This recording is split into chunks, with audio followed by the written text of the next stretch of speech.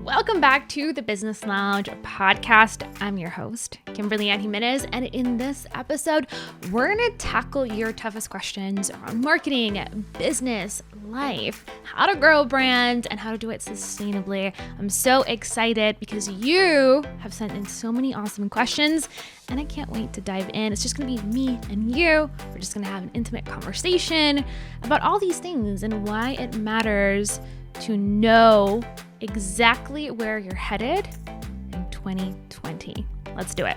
So a few months ago, I asked you guys on Instagram, on YouTube, on Twitter, on Facebook to send in your questions for the podcast. It's been forever since we've done a Q&A and you guys delivered. The first question comes from Instagram and the handle is Winteress. And she writes, how do you build an audience from absolute zero? I love this question because we get this all the time, and really all of us, no matter what, no matter where you what your background is, what your industry is, what your niche is, everybody starts from zero, right? Everyone has to get that first follower, that first email subscriber, that first traffic or website visit. Every single person starts from zero. And so I think a lot of the mindset block that we often get around growing a brand from zero is thinking that we're already behind, right? It's like getting over the mental hurdle of realizing that you have a long way to go and that it's going to take consistency and time and commitment to grow an audience. So my first tip and the best strategy that I can give you is just a combination of things. I think the first thing that's super important when you're starting from zero is to really have a strategy. Don't just, start putting out random acts of content like my friend Sean Cannell talks about.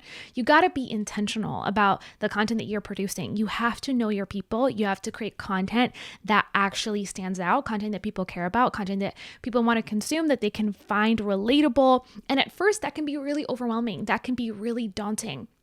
There's two important factors here because I'm sure that as you've stumbled across multiple creators, business owners, entrepreneurs, celebrities, musicians, artists on social media, you've probably found some hidden gems, some people that maybe haven't made it to mainstream numbers, but have incredible content. They do really valuable pieces and they have a super loyal following. And really, it's all about quality over quantity, right? It's super important that you understand that. Having 1,000 true fans, like Seth Godin talks about, really is all you need to grow a profitable business, a profitable brand. 1,000 true fans. That's so few people, especially when you look at numbers from big celebrities in your industry or in your niche or in your space, 3 million followers or, 5 million subscribers or an email list of 250,000 people.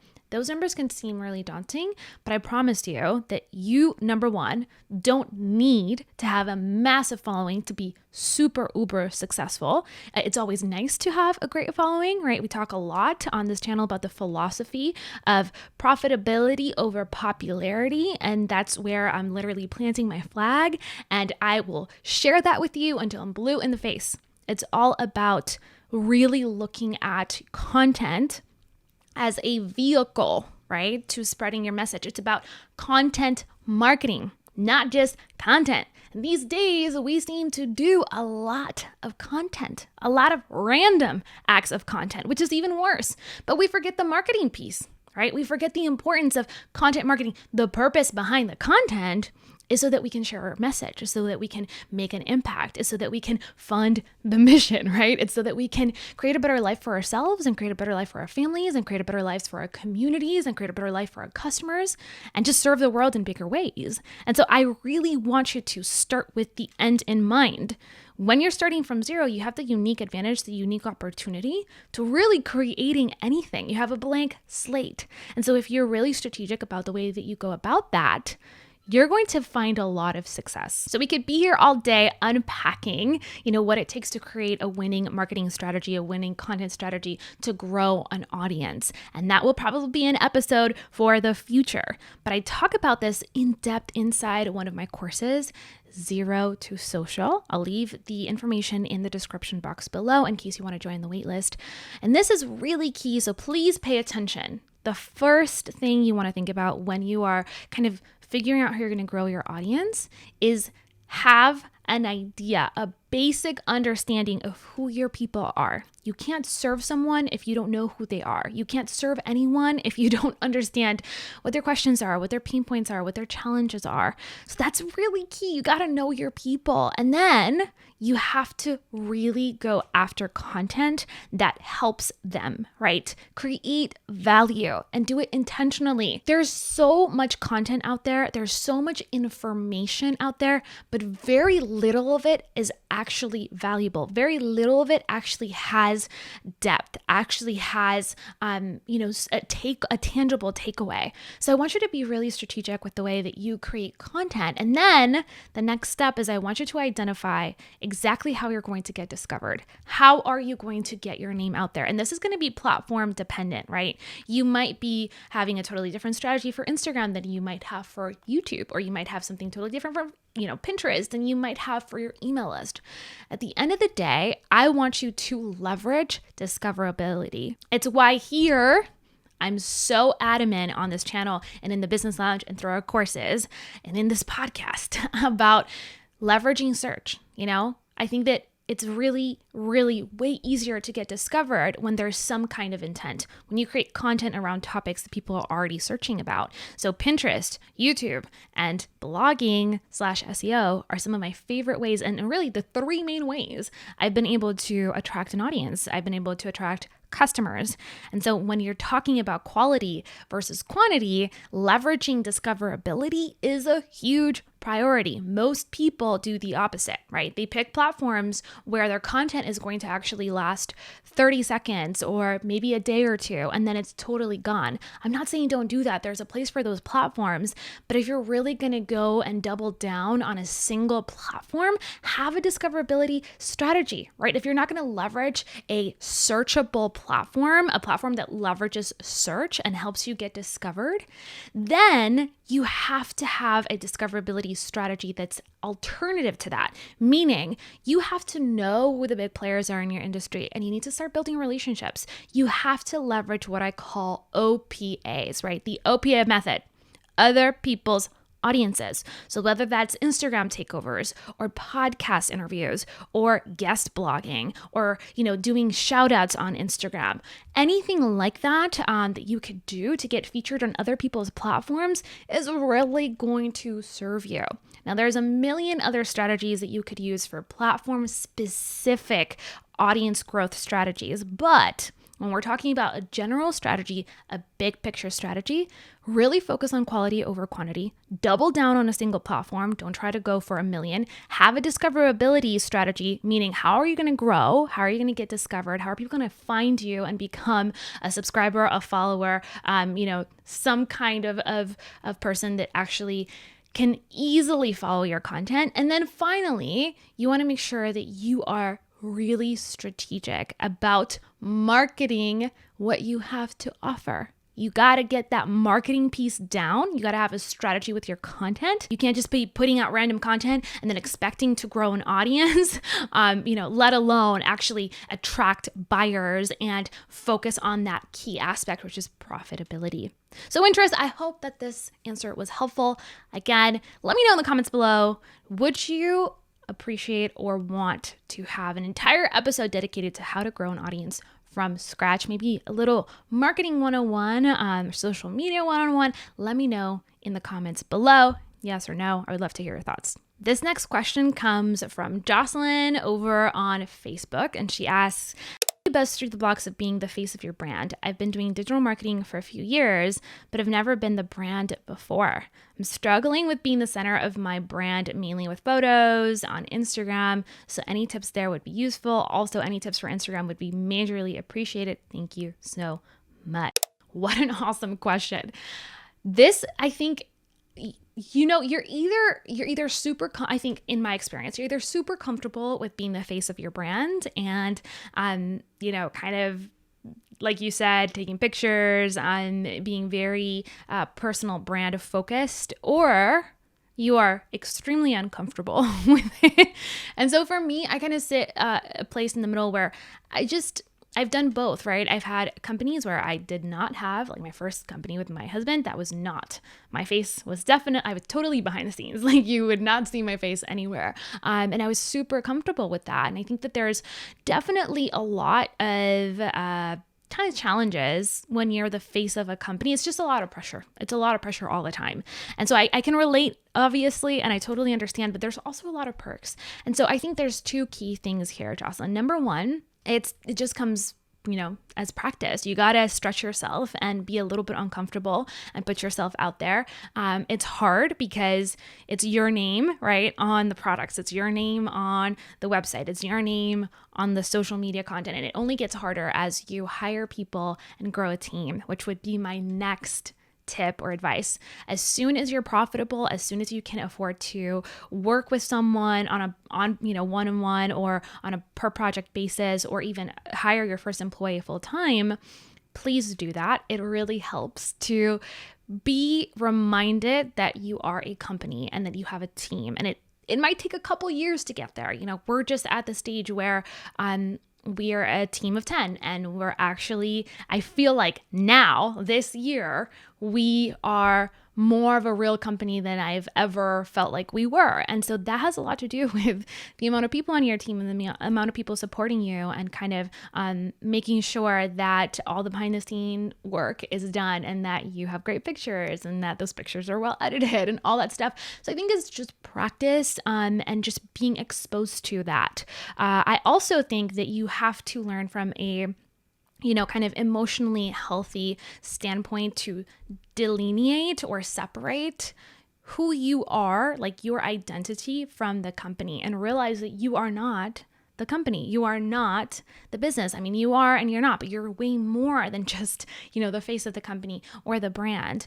So realizing, for me, it took years for me to kind of detach those two, especially when, we're receiving criticism every single day, nonstop, because we're putting ourselves out there. That is the price that you pay when you're actually actively doing something, that matters in the world, something that fulfills you, something that's bigger than yourself. You're going to get criticized. And so for a really long time, it was a huge mental kind of push and pull for me. I really liked being accessible and sharing my message and trying to help people as much as I could. And I knew that the best way of doing that was being in front of the camera or behind the microphone, and kind of doing that every day. But it was really hard to receive really harsh feedback, really strong criticism around very petty things, and sometimes really deep things. So a lot of the criticism was really helpful, and it made me better, but a lot of it was really hurtful too, and it still is. So you gotta separate yourself and realize you are not just this company, right? You are an empowered individual. You have incredible intrinsic value and intrinsic worth, God-given value, God-given worth. You have interest, and you, can definitely contribute to society in so many other ways that are not just this company and this brand.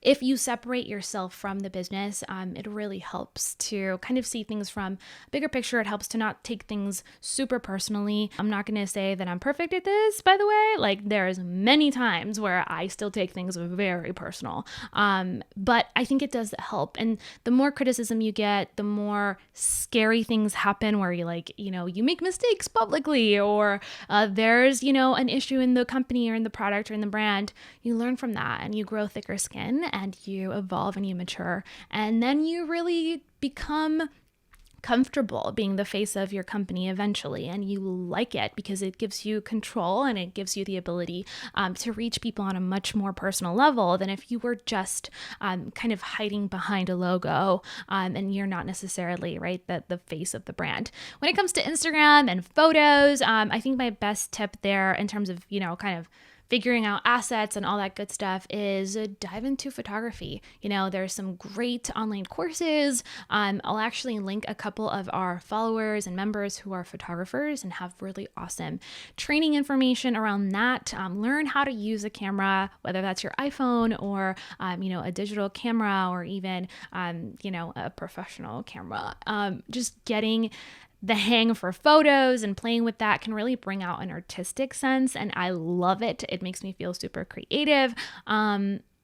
I don't do it very often, but all the photos that you guys see on my Instagram, on the website, everything, I take on my own, or my husband takes for me. So I've learned how to use a DSLR. I'm not perfect at it, but I think that I can defend myself. And so learning, how to get more comfortable with your equipment is really important, super key. And then when it comes to Instagram, tips on that, be as personable as you can. I think Instagram is really unique in the sense that it allows people to get to know you on a personal level, and you don't always have to just post, business stuff. Like, make it a point to post something funny every week, or post something that interests you. Have a segment that's kind of out there. We are getting back to our Girl Talk segments on Thursday. I'm actually really excited to bring that back because it allowed me to connect with my audience on a deeper level.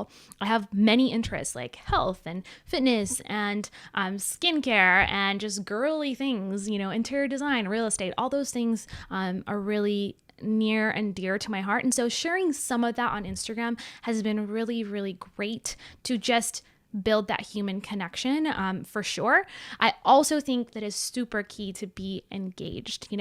Oftentimes we expect and we ask of people things that we're not willing to give in return. So when you're posting on Instagram, make sure that you're actually engaging with people. Reply to your DMs, try your best to answer as many comments as you can. Engage in your followers' content as well. It's not just, a one-way street here. And then just be patient. Instagram is really crazy.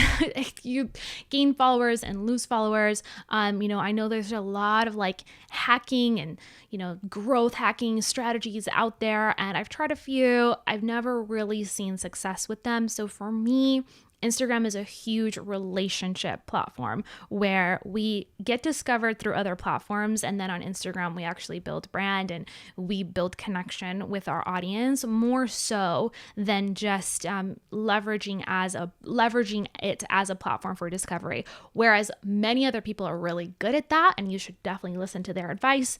That's just not how I use Instagram at this moment. YouTube is our main platform. It has always been our main platform. And we use Instagram as a secondary kind of supportive platform. I'm not saying that's what you need to do. I'm just saying that's how we use it. And we have seen a lot of success in that, especially when we're doing launches and product promotions and just building awareness for our existing customers inside our courses or inside the business lounge. It's a great place to keep that communication rolling.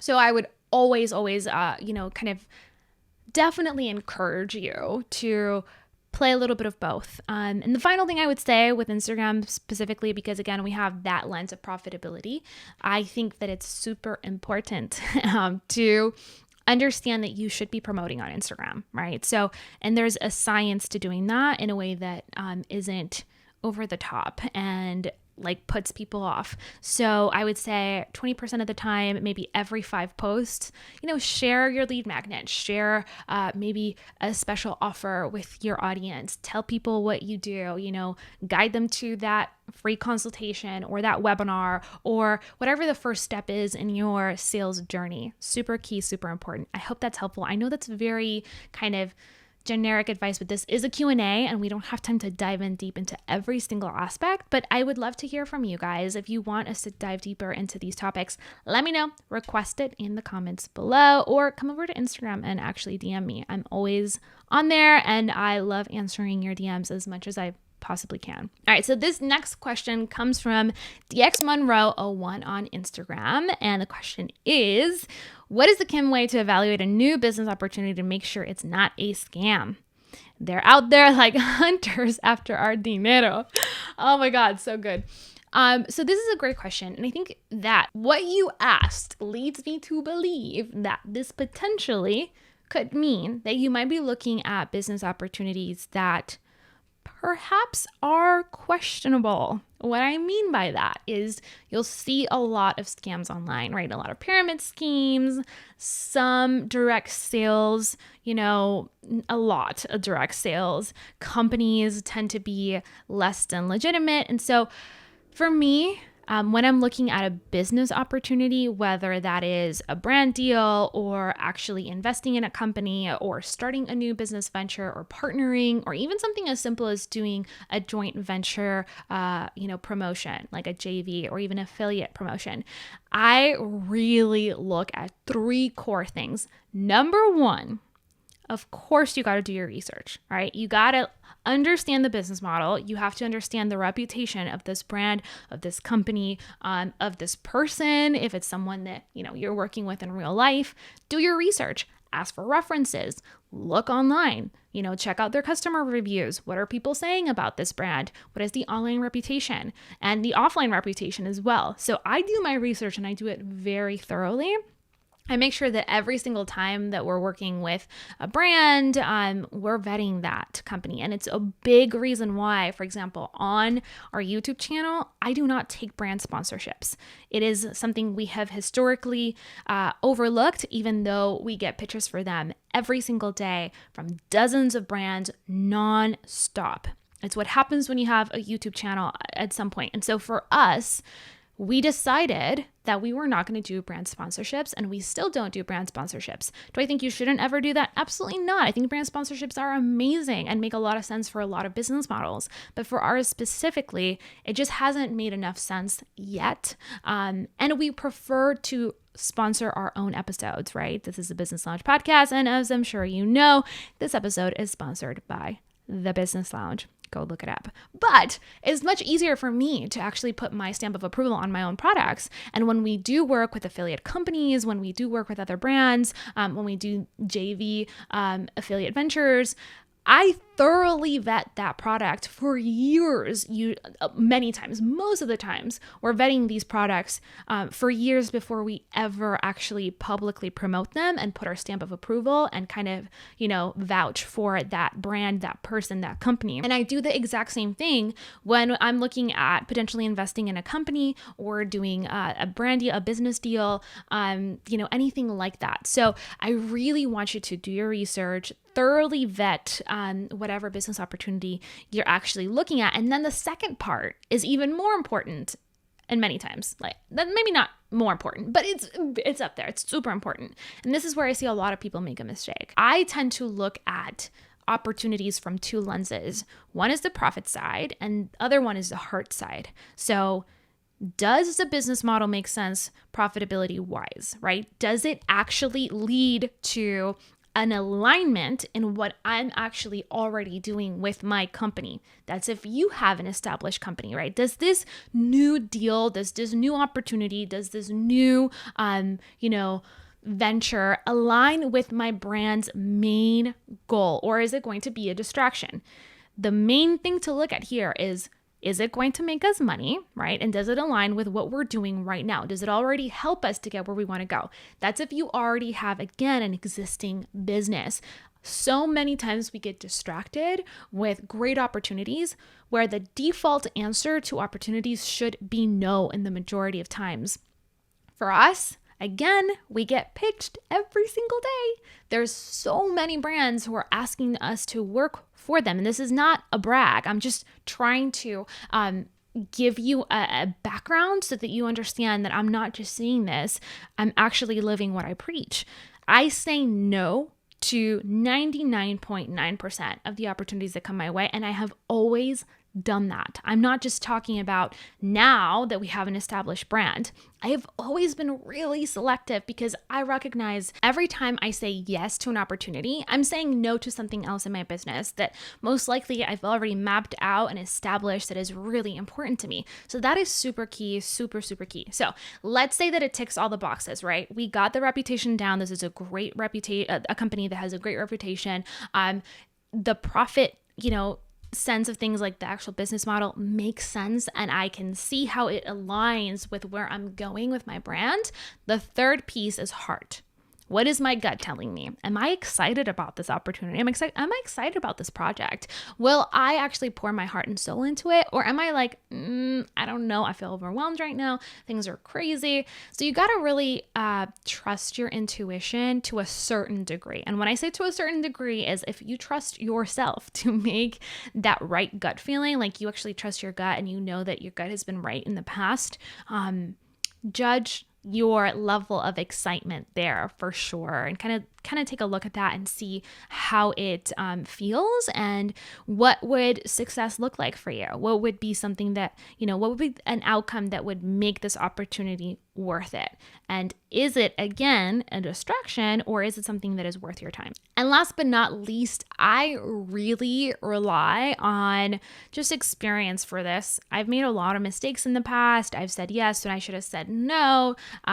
We've had partners that have just been a complete nightmare, and we've hired family and friends and worked in joint, kind of ventures. And it's some of them have worked out beautifully. Some of them have not. And so after you experience a couple of those not so great decisions, you start learning how to kind of spot what's legit versus what is not. I'm not saying it 100% of the time will be accurate, but you kind of have an instinct. You kind of develop a sixth sense for business and for what's actually going to make sense. And you can tell whether the vision is there or whether it's just, a trend and something that's just fleeting. So that would be my advice. I hope it is helpful. And the last question comes from Instagram, and this is Mama of Hope and Faith. She asks, maybe you've answered this, but what's your favorite books, YouTubers, podcasts, etc., that give you inspiration and motivation about business and content creation? Great question. We do have some related episodes that I will link in the description of this episode so that you can check it out. Remember, all the links, guys, are going to be over on the blog. Every single episode contains an accompanying blog that kind of goes in deeper. It shows you related resources, gives you a breakdown of everything we've talked about. And when there's a podcast episode, it'll also include the audio. So you can definitely check out every single episode has a blog. It'll be in the description so that you can access all the links that we talked about. But I'll give you a quick round because these things have changed, and I'd love to kind of share more about what I listen to, what I love, and where I get a lot of inspiration. So when it comes to business books, oh my goodness, there's so many. I'm always reading. My husband runs a book club for entrepreneurs. Shout out to Startup Books. So I kind of have to read every month, which is really cool. But some of the most impactful business books that I've read are Profits First by Mike Michalowicz. I love that book. Incredible. Kind of just cemented our philosophy of profitability over popularity. I read that last year and it was super good. The One Thing, complete game changer. This is by Gary Keller, the founder of Keller Williams. Incredible book for just hyper focusing on the one domino that's going to actually knock all other dominoes in your business and help you get to your goal faster. Let's see what else. Oh my goodness. Napoleon Hill's Think and Grow Rich was a huge game changer for me. I have read that book several times. I love it. It's kind of I don't want to call it the business Bible because in every book, there's things that you might agree with, might not, it's part of that, but it's such an amazingly powerful book about personal responsibility, about empowerment, about taking life by the reins and actually doing what it takes. And when it was written, it just blows my mind that it was written during a time where the world was completely different, yet was identical. There's so many things that are parallels in that book. And so I just was completely blown away by it. I love it. Highly recommend. It's something that every entrepreneur, I think, should read. And by the way, guys, my husband Chris has an amazing resource list for entrepreneurs on the books that you should be reading. So I'll link that as well. The final book that was super helpful, and I think that with marketing and with content, there's so many books, but basically anything by Seth Godin is fantastic. This is Marketing, was super, super helpful for me. On the business side, again, just kind of off the top of my head, Rework by Jason Fried and his co-author, I don't remember his name, but check out that book. Super, super good. Gary Vaynerchuk has a bunch of great content marketing books. And so I will link just a bunch for you guys. And then quickly going through YouTubers. So in this stage of my business, I like to look at I listen to a lot and watch a lot of YouTube videos outside of my direct kind of industry. And not really my direct industry, but people who are talking about different topics, because at this point, I feel like it's a distraction for me to listen to other people in my same exact niche. I love them. I recommend them. I think they're amazing. But for me, it starts influencing my creativity. So I find I get so much more creative when I kind of watch content from totally different platforms or different niches. So I'm a huge YouTube addict. Like, oh my goodness, I love it, especially because I have a lot of interests that kind of align with YouTube content. But I will say I still listen to people like Sean Cannell, amazing. Love his YouTube channel about video marketing. Love Peter McKinnon. I find him so inspiring. Him and the Dope Squad, those guys are so cool. I love their content. Let's see, who else did I jot down in my notes? Brendan Burchard, huge for kind of motivation, peak performance, mindset. I love his YouTube channel. Of course, the OG Marie Forleo, she's incredible. Dave Ramsey, I find a lot of great financial advice from Dave. And I love Valuetainment from, oh my goodness, I'm going to botch his name. I will link his channel. It's Patrick, and I don't remember how to pronounce his last name correctly, but Valuetainment is an amazing YouTube channel, especially discussing kind of things that are going on right now and how it affects entrepreneurs. Some great conversations about politics and around just business in general that I think are really kind of current right now. So I love that he takes a stance of kind of listening to all different types of voices, people with different backgrounds and experiences, and kind of brings it back to how this can apply to entrepreneurship. So I love that. And yeah, that's basically it. I have so many more, but I don't want to bore you guys. And finally, when it comes to content creation, like I said, I follow a ton of Instagram accounts outside of my industry. If you look at my Instagram feed, if you look at my Pinterest, if you look at my YouTube feed, you're going to be like, what? It's very much about topics outside of business, because I love getting inspired by how other people are doing what they do, how they're creating content, how they're bringing awareness about their message, how they're marketing their businesses in different industries, and then bringing that back into my business. I think that that's kind of my secret sauce and the way that I've been able to level up consistently, because I love paying attention to what other people are doing outside of my industry and replicating it in a way that has zero conflict with what they're doing, because it's very much something that we apply to our brand and make it our own. So it's been super cool to kind of follow other people and get inspiration. And finally, I get really inspired with content creation specifically by real life. I tell my members all the time in the Business Lounge, especially with our new course, the Content Lab.